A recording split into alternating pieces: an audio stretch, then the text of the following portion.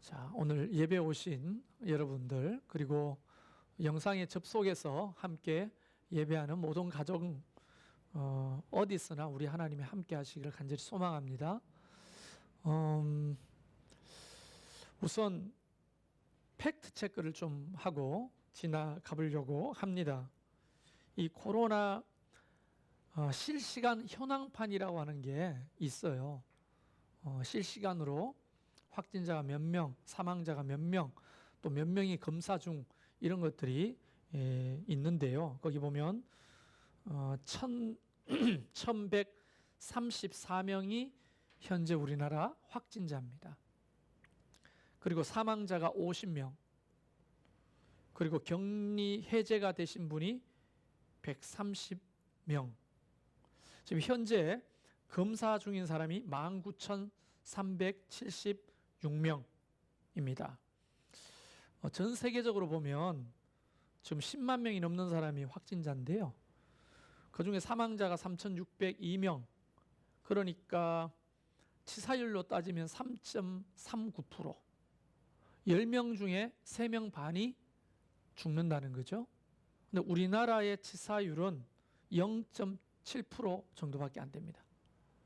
그러니까 저는 믿고 싶어서 그렇게 믿는 게 아니라 데이터상으로도 우리나라는 사람들이 많이 감염된 게 아니라 감염된 사람을 전 세계에서 가장 빨리 찾아내는 기술과 능력을 가지고 있다고 말씀드리는 거예요.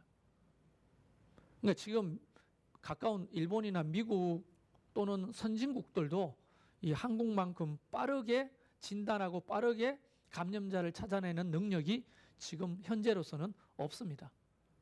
그러니까 WHO에서는 우리나라의 이 방역 시스템을 배우자고도 계속 보도가 나오고 있어요. 그러니까 우리는 적어도 최고의 그 방역 체계 속에서 나름대로 세계적으로 가장 안전하게 지내고 있다는 사실을 여러분이 좀 믿었으면 좋겠어요. 그러니까 막연한 두려움 속에 빠지면 일상의 삶이 막 무너지잖아요. 그러지 말고 우리가 기도하면서 그런 것들을 좀 잘 보면 좋겠다는 생각이 듭니다. 그리고 목회 데이터 연구소라고 하는 곳이 있어요. 거기서 설문조사를 좀 했는데요. 주일에 57%가 교회를 못 갔다. 이렇게 답을 했습니다. 성도들 중에 57%가. 그리고 온라인 예배를 대체했다 하는 사람이 62%. 38%는 어떤 형태의 예배도 드리지 못했다. 이렇게 답을 했습니다.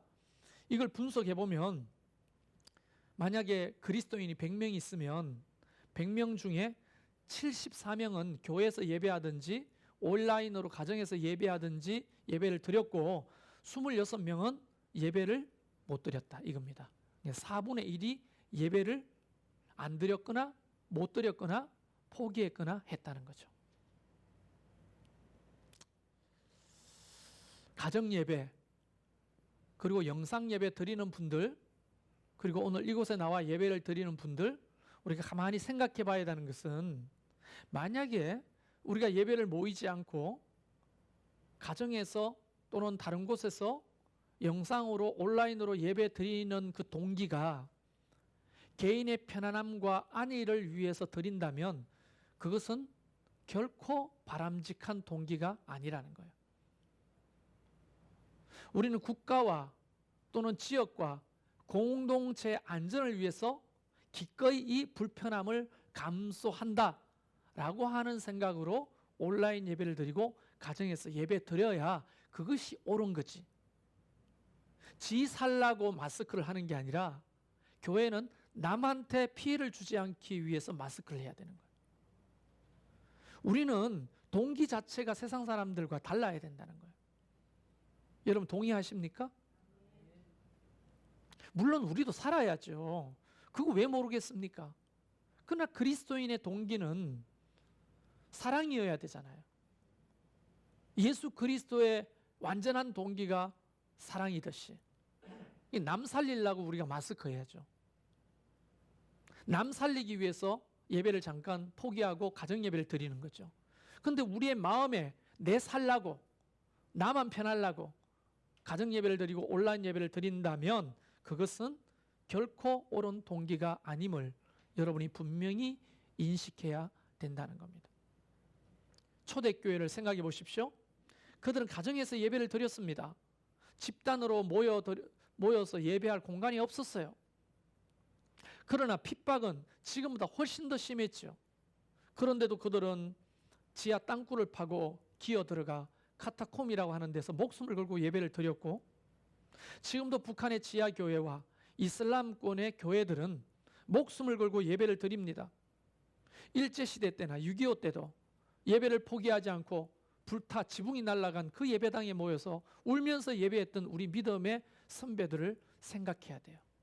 우리는 그 믿음을 이어와서 오늘날 한국의 기독교를 세우게 된 거 아닙니까? 기도한다고 잡혀가지고 사자굴에 던져진 다니엘을 생각해 보십시오. 만약 그 다니엘이 오늘날 이 코로나 사태에 살아있었다면 그는 과연 어떻게 선택하고 반응했을까? 이런 것들을 좀 생각해 보게 됩니다. 그때 지금이나 신앙의 기준은 다 똑같은 거 아니에요? 상황은 달라도. 그는 사자굴에 던져져서도 기도했잖아요. 기적이라고 하는 것은 어떤 의미에서는 가장 본질을 바르게 붙드는 사람에게 주어지는 거지, 그저 본질을 벗어나서 세상의 조류에 흘러가는 대로 개념과 생각 없이 가는 것에 하나님의 기적과 은혜는 없는 것입니다. 자, 그리고 여러분 방송을 지켜보는 여러분도 마찬가지고 우리도 마찬가지고 지금 언론에서 또 정부나 각 기관 단체가 하는 행동을 잘 판단하고 지혜롭게 분별해야 될 게 있어요. 그게 뭐냐면 이겁니다. 자, 확진자가 다녀간 곳을 어떻게 합니까? 폐쇄하죠. 자, 어떤 식당에 확진자가 다녀갔어요. 그럼 그 식당은 폐쇄됩니다. 2주 동안. 어떤 예식장에 확진자가 다녀갔어요. 2차 감염을 우려해서 예식장을 폐쇄합니다. 자, 어떤 마트에 확진자가 다녀갔어요. 그러면 그 마트를 2주 동안 폐쇄합니다. 올바른 처사라고 봅니다. 그런데 어떤 마트에 확진자가 다녀갔어요. 그리고 감염이 이루어졌습니다. 그러면 국가와 기관이 그곳을 폐쇄하는 건 옳지만 모든 마트를 문 닫으세요. 이 땅에 있는 모든 마트를 폐쇄합니다. 행정 조치입니다. 이렇게 하는 걸 본 적 있는 분? 본 적 있어요, 없어요? 자, 예식장에서 감염됐습니다. 한국에 있는 모든 예식장 폐쇄하세요. 더 이상 예식 못 올립니다. 뉴스에서, 정부에서 하는 거 본 적 있는 사람? 자, 어떤 병원에서 확진이 됐어요. 감염이 됐습니다. 그 병원 문 닫으세요. 올바른 처사지요. 이 땅에 있는 모든 병원 위험하니까 문 닫으세요 하는 거 보신 분? 못 봤죠? 자, 교회는 6만 개 교회 중에 서너 개 교회가 2차 감염이 일어났습니다. 직접 옮긴 것도 아니고 2차 감염입니다. 그런데 이 땅의 모든 6만 개 교회를 문 닫으라고 합니다. 왜 마트나 예식장이나 극장이나 어제 뉴스 보셨습니까? 저 강남에 있는 춤추는데 뭐예요? 클럽 줄을 쫙 서가 코로나인데도 상관없어요. 매일매일 가는 직장, 거기서 가장 많은 확진자들이 나오는데도 모든 직장을 폐쇄하지 하라고 말 안 하는데 왜 굳이 교회만 6만 개 교회 중에 서너 교회가 2차 감염이 일어났는데 6만 개 교회 모든 예배를 드리지 말라고 맨날 문자 오잖아요. 예배 가지 말라고, 폐쇄하라고, 행정조치에 참여하라고. 일주일에 와가지고 한두 시간 있는 이 교회를 이렇게 예배를 방해하는 거예요. 여러분, 교회는요 국가나 대통령의 통치를 받는 곳이 아니에요. 신앙은 하나님의 통치와 하나님의 다스림을 받는 곳입니다. 신앙은 우리가 하나님의 말씀의 가치에 대해서 하고 안 하고를 결정하는 거지 국가가 그렇게 결정하는 게 아니에요. 그런데 우리는 왜 온라인 예배를 드리기로 했습니까? 선제적으로 지역사회와 국가에 도움이 되기 위해서, 남한테 민폐를 끼치지 않기 위해서 우리가 선택해서 예배를 중지하고 온라인 예배로 돌리는 거지, 누가 그러라고 한다고 해서 하는 게 아니에요. 수많은 마트, 식당에서 제일 감염이 많이 되는데요, 200만 개입니다. 식당 요식업 하는 데가. 그런데 어떤 식당에서 감염이 일어났다고 해서 그 식당 문 닫는 건 옳은 거지만 모든 200만 개 식당을 문 닫으세요? 안 하잖아요. 직장에서 옮겨오는데 모든 직장 문 닫으라고 안 하잖아요. 근데 왜 교회는 6만 개 중에 3개 2차 감염 사례가 일어났는데 왜 다 문 닫으라고 합니까? 영적으로 우리가 깨어서 잘 분별해야 되는 거예요. 그래서 한 가지 더 이야기하면, 이렇게 교회가 문 닫고 모임을 하지 않는 것이 상식이지, 그리고 이것이 세련된 거고 앞서가고 깨어있는 교회지 라고 생각하는 것 자체가 잘못된 거예요. 우리는 그런 시대의 조류에 앞서가고 싶은 게 아니야. 세련되고 싶은 게 아니에요. 우리의 동기는 언제나 남을 살리기 위해서 잠깐 예배를 중지하는 거예요. 왜? 지역사회 신천지처럼 민폐가 되면 안 되니까. 근데 정부와 다른 기관들은 기존 정통교회도 다 신천지처럼 여기기 때문에 하나님의 영광이 가려지고 하나님의 덕이 가리고 피해가 이만저만이 아니라는 거예요. 저와 여러분이 이런 상황을 정확하게 인식하고 신앙생활을 하기를 주의 이름으로 축원합니다. 동기 자체가 뭔지를 돌아봐야 돼요. 그래서 이 코로나19 사태를 통해 우리는 본질적인 우리의 믿음, 이것이 어떤 상태인지를 돌아볼 필요가 있다는 거예요. 교회가 지금 어떤 상태인지를 돌아볼 필요가 있다는 거예요. 자, 우리는 음식이 상했는지 안 했는지를 어떻게 판단합니까? 아니, 너무 어렵게 생각하지 마세요. 자, 김치찌개를 끓였어. 실제로 제가 경험한 겁니다. 김치찌개를 끓였어요. 신현이하고 나랑 둘이 먹어. 근데 신현이가 몇 숟갈 먹어보더니 맛이 왜 이래, 맛없어 하고 덮었어요. 그럼 내가 끓인 거니까 나 혼자 그거를 해결해야 되기 때문에 먹고 다음에도 또 먹고 해도 남아. 그래서 이거를 유지하기 위해서는 한 번씩 끓여줘야 되죠. 그러다가 바빠서 이제 교회 나와가지고 시간을 보내고 집에 갔더니 제일 먼저 냄비의 뚜껑을 열고 뭘 맡아요? 냄새를 맡아보는 거죠. 그리고 냄새가 긴가 민가 하면 맛을 보는 거죠. 그리고 완전히 곰팡이가 피고 맛이 간 것은 색깔부터가 다른 거예요. 그래서 제가 이 코로나 사태를 통해 하나님이 뭘 하시길 원하시는가 좀 묵상을 해봤을 때 우리의 색깔을, 우리의 향기를, 우리의 맛을, 이게 본질적인 거예요. 이것을 체크하기를 원하시는 게 아닐까? 이런 생각을 해보았다는 거예요. 자, 우리 믿음의 색깔은 지금 괜찮나요? 우리 믿음의 향기는 지금 괜찮은 건가요? 우리의 믿음의 맛은 변질되지 않고 괜찮나요? 어떻게 할 수 있어요? 코로나19와 같은 이런 사태, 신앙을 정확하게 상식적으로 할 수 없는 이런 사태에서 진짜와 가짜가 이제 드러나는 겁니다. 하나님은 이런 시대를 통해서 보면 알아요. 구약 시대부터 시작해서 신약 시대를 살아가는 우리 모두가, 하나님의 교회는 언제나 환난과 고난을 통해서 뭘? 알곡과 죽정이를 걸러내시고 염소와 양을 언제나 구분하셨어. 그리고 하나님이 하나님의 나라와 의를 위해 쓸 남아있는 자들, 바알에게 무릎 꿇지 않는 7,000명을 언제나 예비해 두시는 거죠. 저는 지금 교회에 나온 사람이 믿음 좋고 영상 예배 드리는 사람이 믿음이 없다는 얘기를 하는 게 아니에요. 우리 마음의 동기가 이런 코로나19라고 하는 사태 속에서 내 믿음의 본질의 색깔은 변질되지 않았는지, 내 믿음의 향기는 변질되지 않았는지, 내 믿음의 색깔은 맛은 변질되지 않았는지를 체크해보는 기회로 삼는 것이 너무너무 중요하다는 거예요. 언제 끝나지? 언제 이게 사라지지? 언제 마음대로 놀러 가고 언제 마음대로 쇼핑하러 가지?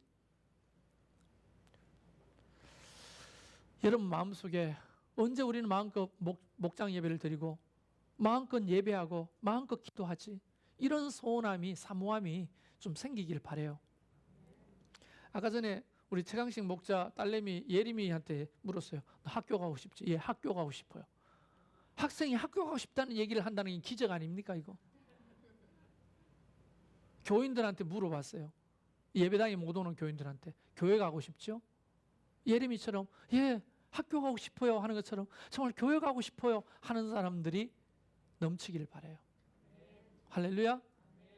자, 그러면 이 본질적인 믿음에 대한 우리의 믿음을 좀 돌아보는 계기를 갖기를 원합니다. 자, 구약 시대에 하나님은 우리와 언약을 맺으셨는데 그 언약은 율법을 통한 언약이에요. 그래서 이 율법을 가진 공동체는 사실 언제나 양심의 가책을 동반합니다. 왜냐하면 그때나 지금이나 인간은 연약하기 때문에 율법을 완벽하게 다 지킬 수가 없는 거예요. 그렇기 때문에 언제나 양심의 가책에 시달린 거예요. 그래서 이 양심의 가책에서 자유하기 위해서 우리는 하나님 앞에 용서를 구해야 되는 거예요. 그래서 구약의 제사는 언제나 수많은 짐승들을 데리고 반복적으로 유한한 제사를 드리게끔 하셨습니다. 만약 그 제사가 오늘날도 계속 유효하다면 여러분 어떻게 해야 되겠어요? 와, 예배 나와가지고 양 잡고 소 잡고 비둘기 잡아가지고 회개해야 되는데 뭐 어떻게 해야 되겠어요? 보통 힘든 게 아니죠. 그리고 그거는 단 이례적인 것으로 끝나는 게 아니라 계속 반복해서 하나님 앞에 제사를 드려야 양심의 가책을 그때그때 씻게 되는데 이것은 또 유한해. 한 번에 하나씩밖에 안 돼.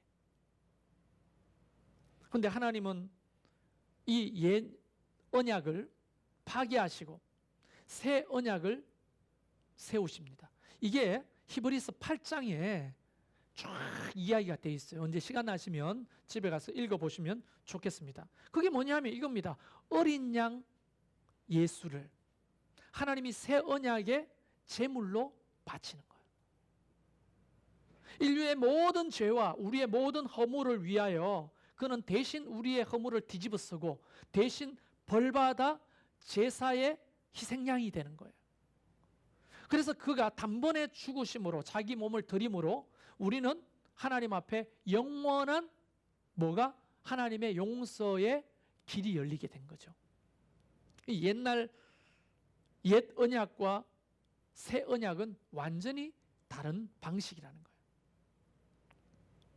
그래서 우리 교회는 새 언약 안에 살아가는 공동체이다 하는 것을 여러분 염두하고 이 이야기를 들었으면 좋겠습니다. 그러니까 새 언약 안에 살아가는 이 모든 성도들에게 하나님이 오늘 히브리서 10장 우리가 읽었던 본문을 가지고 권면하시는 거예요. 저와 여러분에게. 맛, 색깔, 향기, 이 변질되지 않는 이 본질적인 것을 체크해보라고 말씀하시는 거예요. 자, 그게 뭘까요? 우리의 본질에서 자, 잘 들어보세요. 맛, 색깔, 향기. 이게 음식의 본질이라면 우리에게 본질, 맛, 색깔, 향기는 뭘까요? 고린도전서 13장에 보면 사랑장이 나오는데요. 거기에서 사랑에 대한 이야기만 하는 게 아니고 믿음, 소망, 사랑 이 세 가지는 항상 있을 것인데 그 중에 제일은 사랑이라 하면서 믿음, 소망, 사랑에 대한 이야기를 하셨죠.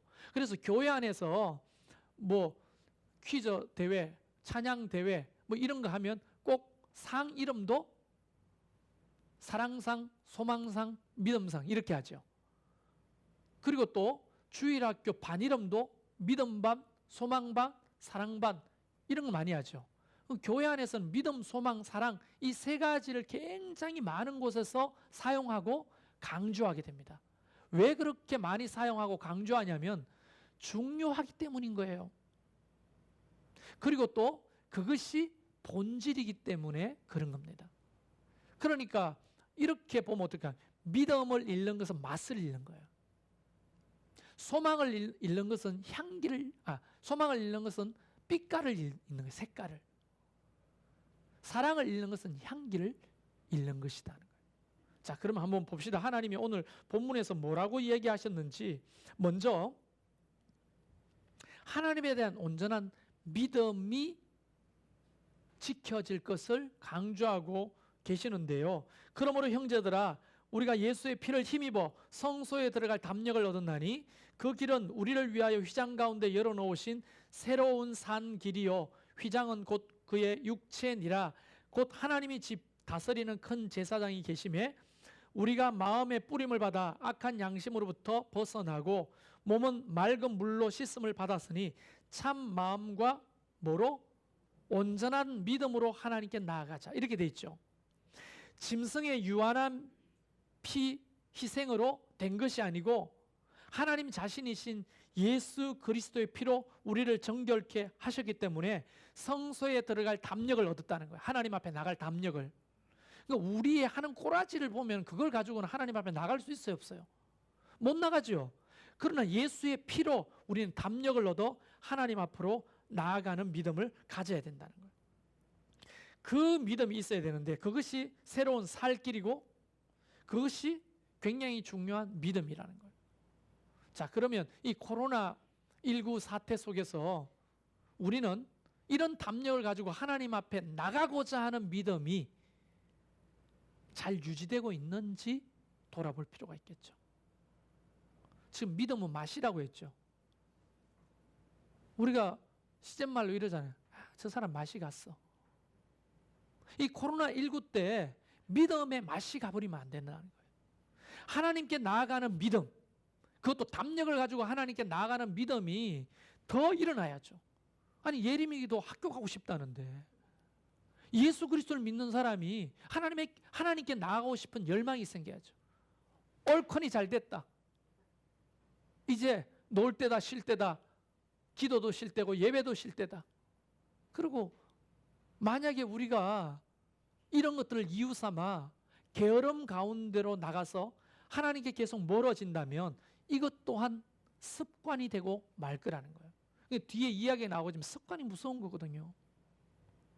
탄력을 잃어버리게 된다. 막 뛰다가 중간에 섰다가 뛰면 또 뛰기가 힘들잖아요. 탄력을 잃어버리면 안 되거든요. 힘들어도 끝까지 달려야 되죠. 이게 바울이 뭐라고 합니까? 나는 달려갈 길을 다 달린 후에 생명의 멸관을 얻는다고 했잖아요. 근데 이 코로나 사태가 달리다가 멈추는 동기가 되면 안 된다는 거예요. 믿음에.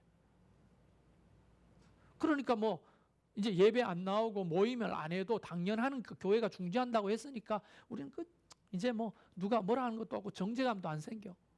나 혼자 안 나가면 좀 눈치가 보이지만 다 안 나오게 했으니까 나는 좀 괜찮아.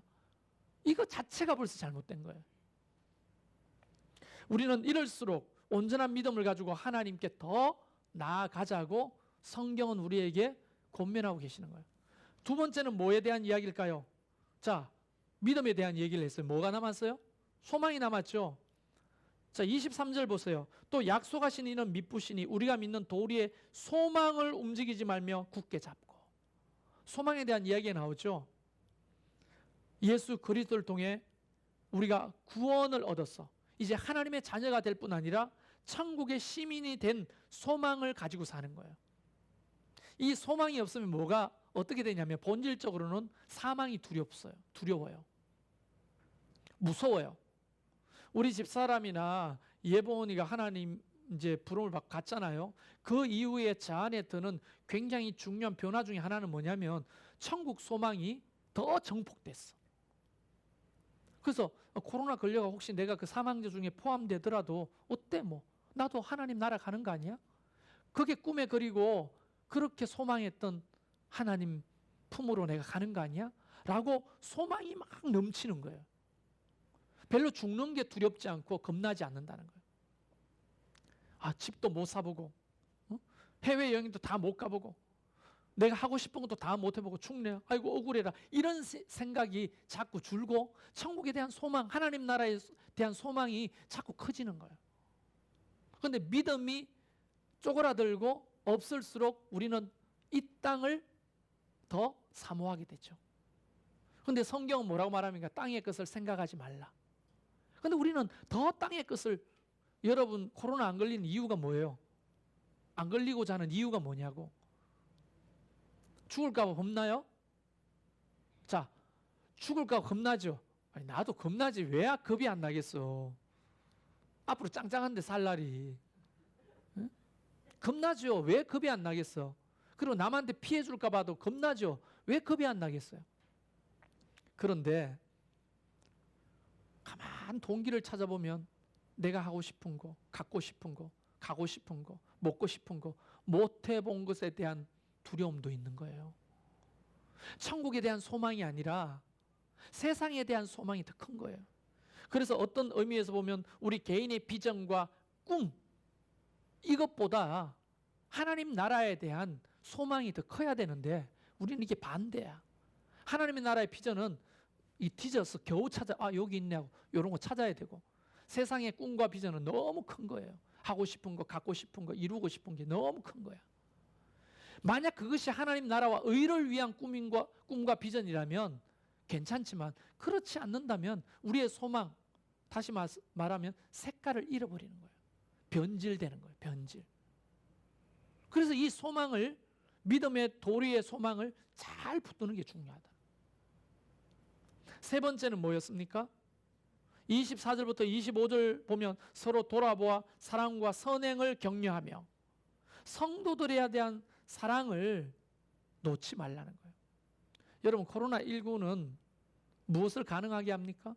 서로 돌아보는 것을 가능하게 해야 됩니다. 서로 단절하는 것을 가능한 게 아니라 돌아보는 것을 더 해야 하는 거예요.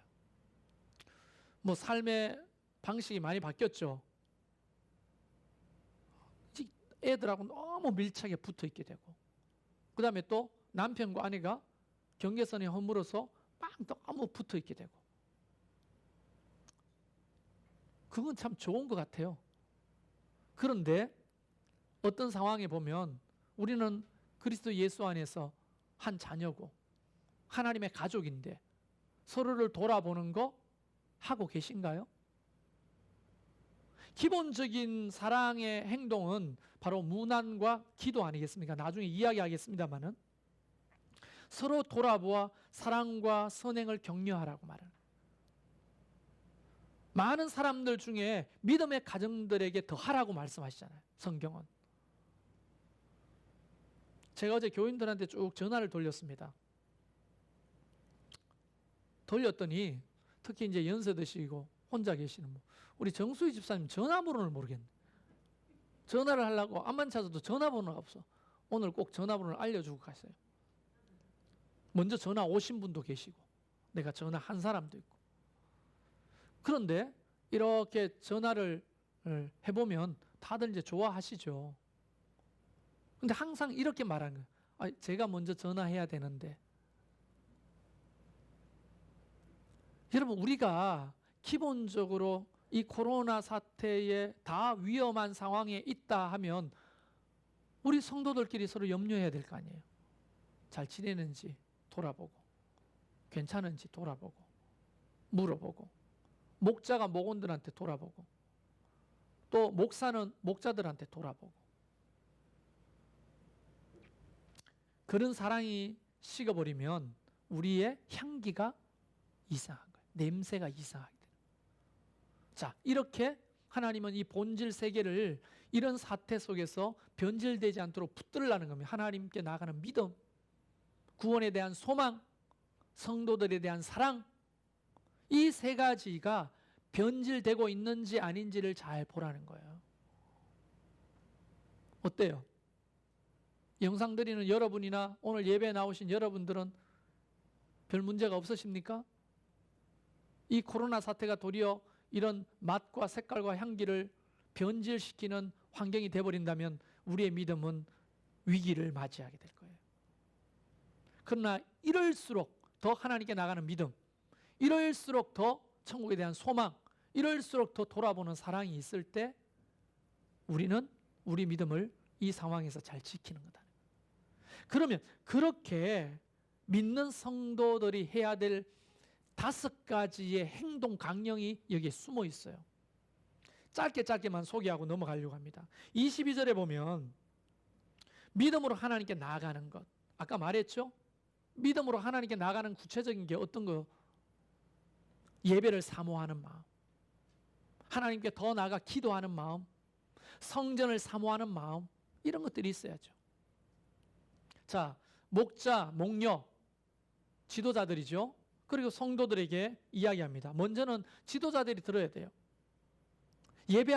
예배를 못 나가니까 온몸에 좀이 쑤시고 빨리 모여서 함께 예배하는 그날을 고대하고 기대하고 기도하고 계신가요?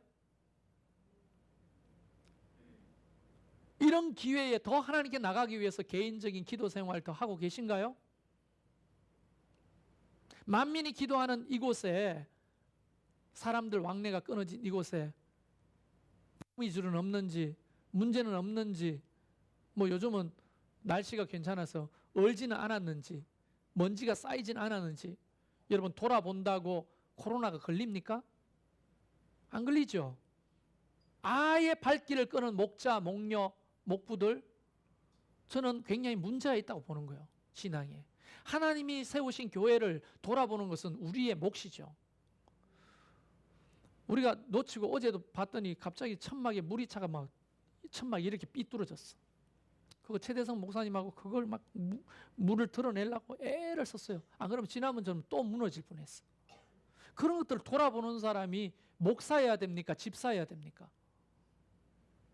재직들이어야죠, 당연히. 먼지가 있는지 없는지를 돌아보고 사람들이 왕래가 적으니까 더 먼지가 쌓일 거 아니에요. 사람이 나간 집을 만들면 안 될 거 아니에요. 누가 해줍니까? 아, 월급 받는 목사님이 하라고 있는 거 아니에요? 내가 월급을 받아야 사례비를 받아요. 여러분이 저를 고용한 게 아니잖아요. 집사가 교회를 돌아보는 거고 목사는 기도와 말씀으로 성도를 온전케 하는 거 아니에요?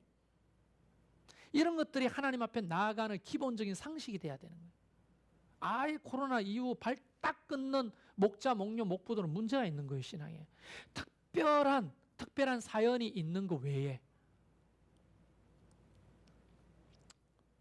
그리고 두 번째, 23절 말씀에 보면 또 약속하신 이는 미쁘시니 우리는 믿는 도리의 소망을 움직이기 말며 굳게 잡고. 소망을 굳게 잡아라. 아까 말씀드려서 넘어갑니다. 소망을 굳게 잡아야 돼요. 세상의 꿈과 비전이 말고 천국의 소망, 하나님 나라에 대한 갈망, 이런 것들이 더 싹 트는 기회가 되기를 주의 이름 축원합니다.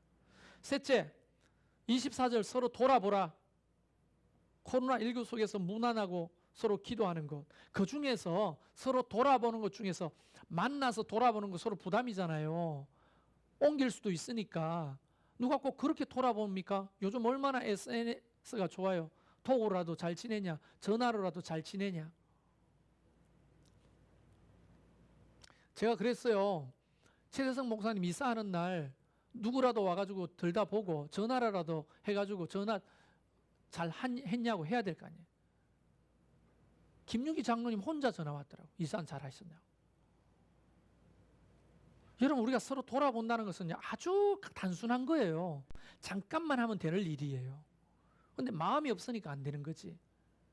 목사가 이런 것들을 가르쳐야 마땅한 거 아닙니까? 삐질 게 아니고. 여러분, 신천지 동영상 보셨습니까? 과천에서 총회하는데 이만희가 여기 올라와가지고 정신 똑바로 차려! 그딴 식으로 거짓말하고 속이고 그래서 천국을 가까야! 아니, 거짓 진리를 가지고 싹군인 그도 수천 명 앞에서 그렇게 호통을 치고 나무라는데, 솔직히 그 동영상을 보고 솔직하게 말하면요, 속이 시원했어요. 내가 하고 싶은 말을 이만희가 다 하고 있어. 나는 교회에서 그런 말 한마디도 못해. 교회 떠날까봐, 삐질까봐, 시험 들까봐. 하나님의 진리를 가지고도 가르칠 수 없는 목사라면 교회를 문 닫아야 된다고 저는 생각이 들어요. 이번 기회를 통해서 그걸 깨달았어요. 교회를 떠나는 거 두려워하지 말고, 삐지는 거 두려워하지 말고, 시험 들고 두려워하지 말고, 그것은 그 사람의 몫이지. 나는 하나님의 말씀의 기준을 가지고 바르게 가르치는 것을 해야 되리라.